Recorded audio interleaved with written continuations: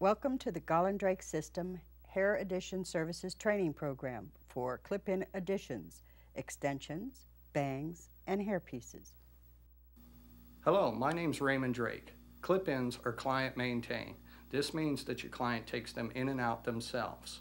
Right now I'm going to demonstrate clip-in extensions. You want to make a part, it doesn't have to be exactly straight. I'm only using my 2 fingers, just as your client would. Reach back. Try to get it even though. Just take the hair up and put it into a butterfly clip.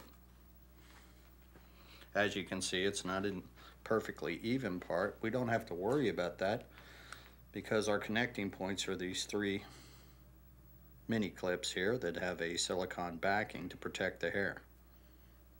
I like to start in the center. I'm going to insert the comb up at the top, slide it down till it's even with the part, and then just push. Now I can bring it side to side.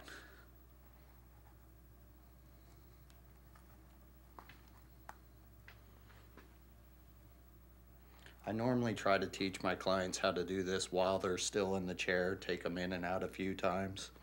I also tell them it'll probably take maybe 10 times of them doing it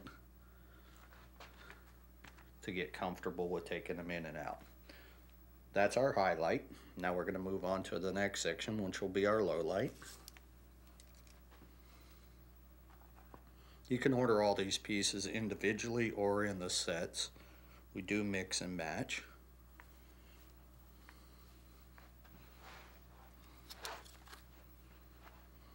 You can see I'm just using my fingers for partings.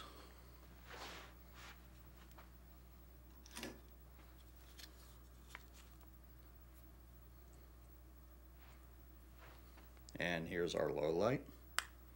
Pop the clips open. Now when I'm working with 2, I'm going to start on the outer edge here and then pull it in towards the center.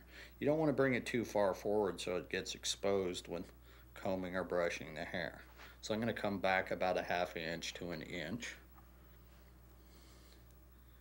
Insert the comb just as we did before. Wait for that pop. Now I'm going to bring it all the way around. If you can grab the hair when you're putting them in and insert the comb, that gives it a better bite. You can also even back comb in this area if you had real fine hair. When the client's putting them in themselves though, they're just going to be reaching back. Now as you can tell, this went further than halfway on the head. So what I'm going to do with my second one is I'll be starting on the side and bringing it around while it overlaps. I don't want to hook it to it, so I'm going to drop a little bit more hair out in this area to make a new track. You'll notice some of the key words that we're using, whether it be in client maintained or doing a semi-permanent attachment. We use all the same terminology. Remember, we don't have to worry about the partings being all so neat. They just to be somewhat in the same area,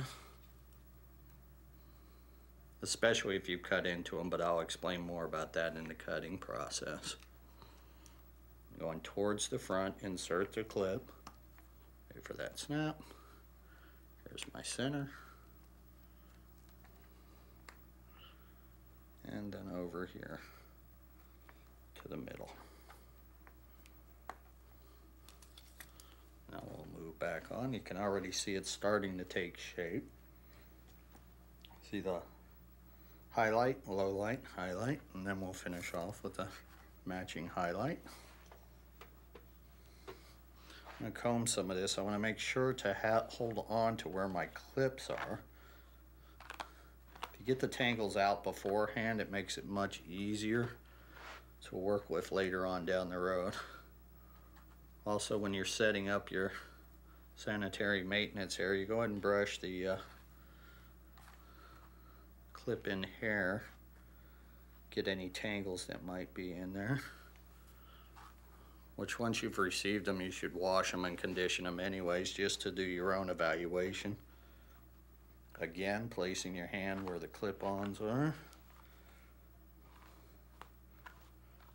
just to make it a little bit easier.